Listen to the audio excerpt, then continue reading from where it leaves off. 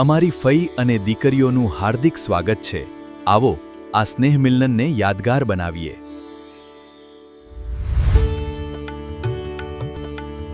वो बचपन याद आता है जहाँ बस्ता भारी था पर जिम्मेदारियाँ कम थी, जहाँ शाम हुआ करती थी सुबह के बाद रात नहीं, जहाँ मुखौटे चेहरे से ज़्यादा मेले में देखा करते थे।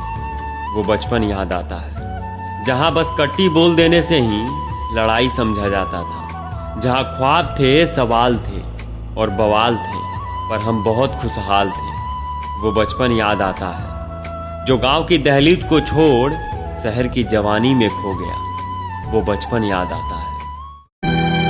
सपनों का वो आंगन कहाँ, दर्पण बता बचपन कहाँ।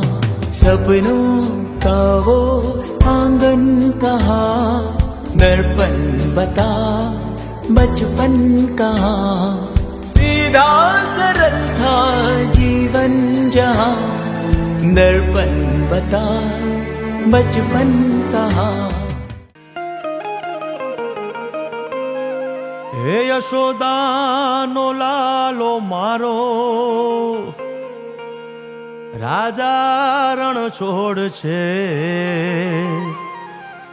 एणे मने